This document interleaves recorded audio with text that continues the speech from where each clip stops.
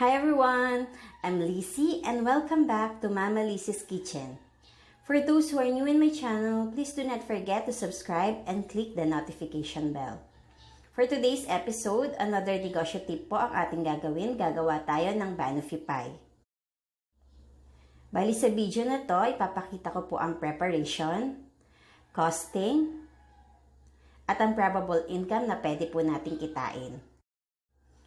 Ang Banoffee pie po is napakasarap na dessert at madali lamang po itong gawin. So, let's start!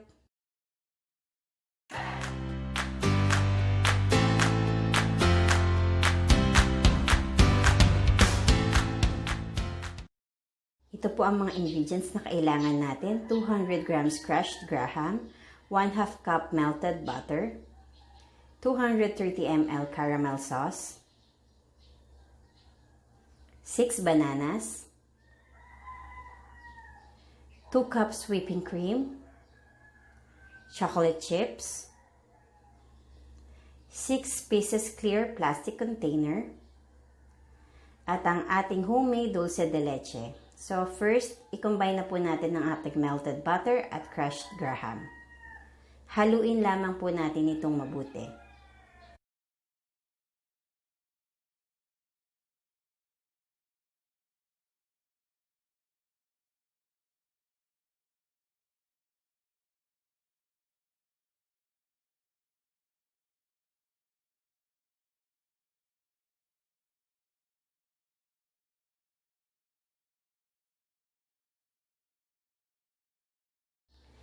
Lagyan na po natin ang ating bawat container ng 3 tablespoon ng ating graham mixture. Ito po yung ating magiging crust.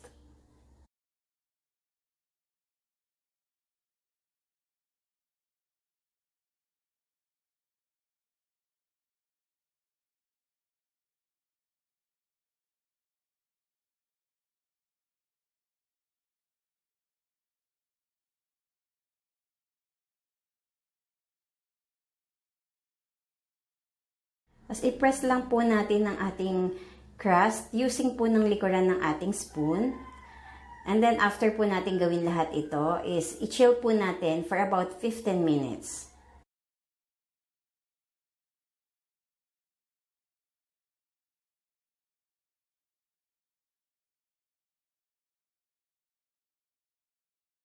I-chill na rin po natin ang ating mixing bowl and whisk attachment na ating gagamitin sa ating whipping cream.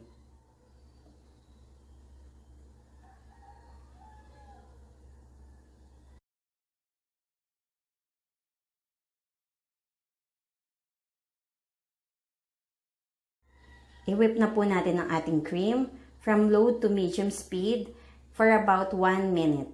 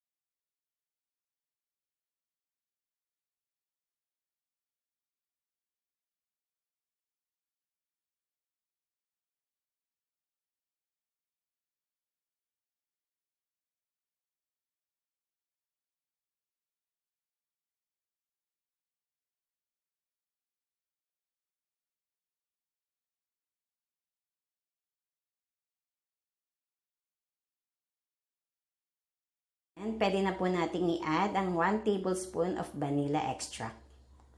And then, i-continue lang po natin yung ating pag-whip about 3 to 4 minutes hanggang makuha po natin yung medium peaks.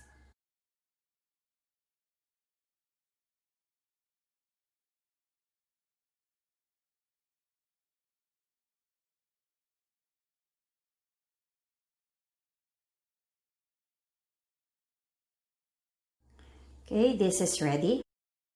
And then, i-slice na po natin ang bananas into small pieces.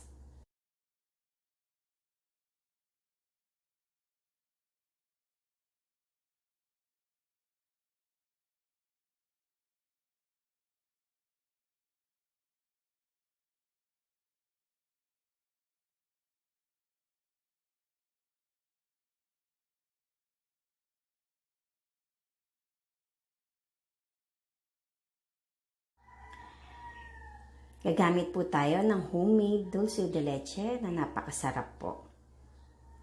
Ililive ko po sa description box kung paano po ang paggawa ng ganitong dulce de leche. Pwede rin po kayo mag-purchase. Paki-visit lang po ang ating page na Mama Lizzie's Kitchen.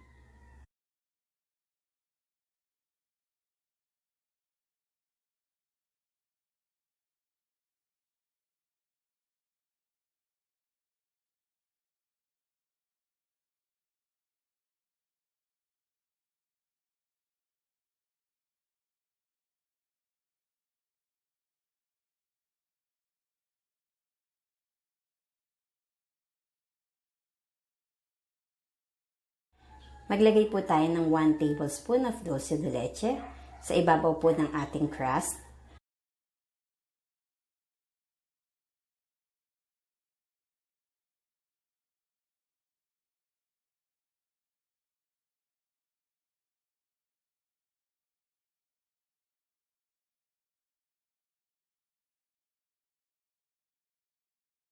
And then, i-assemble na po natin ang bananas.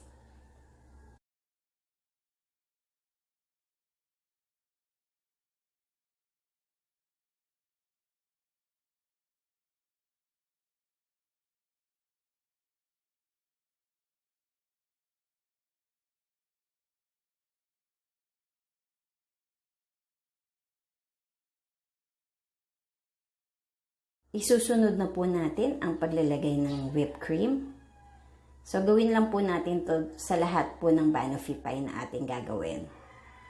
Hindi naman po siya kailangan maging perfect kasi papatungan ulit natin to ng isa pa pong layer.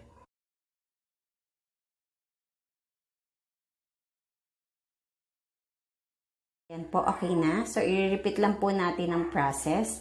Para po sa ating second layer, maglalagay po ulit tayo ng graham,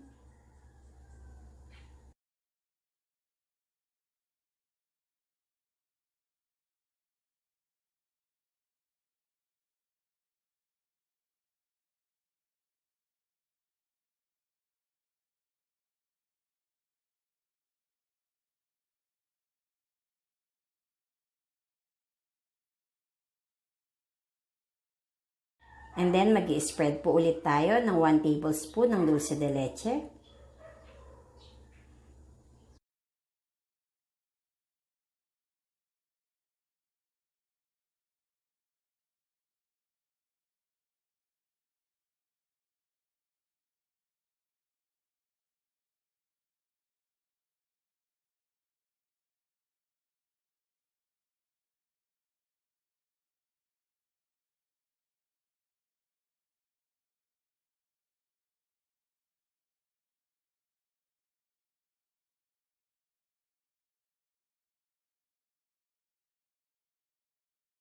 And then, lalagyan na po ulit natin ng bananas. And then, para sa ibabaw po, ipapipe na po natin ng whipping cream para medyo mas maganda na po siyang tignan. If wala po kayong pang pipe, pwede rin naman pong spoon na lang po ang ating gamitin. Then, i-flat na lang po natin ito.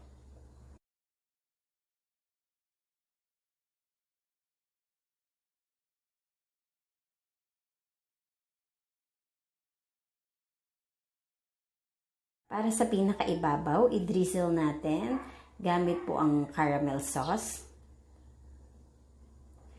Pwede rin po kayong maglagay ng chocolate sa ibabaw kung ano po yung gusto niyo po.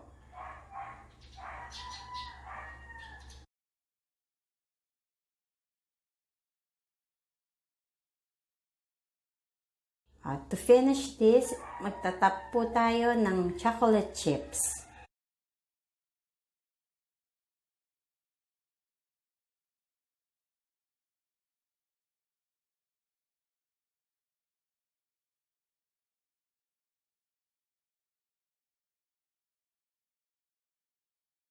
Tapos na po ang ating banoffee pie. So, sasarado na po natin ito at i-refrigerate natin for at least 2 hours before po natin i-serve.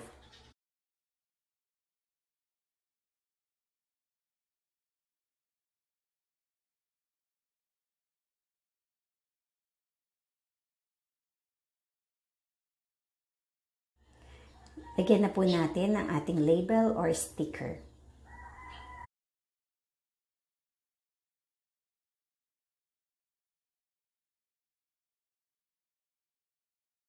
Ito na po ang ating finished product. Bali, magko-costing na po tayo. Ang ating total capital na nagamit is 348.32 pesos. Nakagawa po tayo ng 6 na Banoffee pie. Pwede po natin itong ibenta sa halagang 120 pesos. So, bali, ang ating probable income.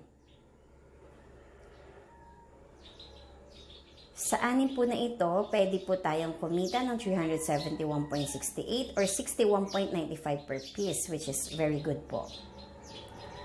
Thank you nga po pala sa aking mga subscribers. 500 na po. Wow! I hope nagustuhan niyo po itong video na to at sana po is makatulong po sa inyo. See you on my next video. Enjoy!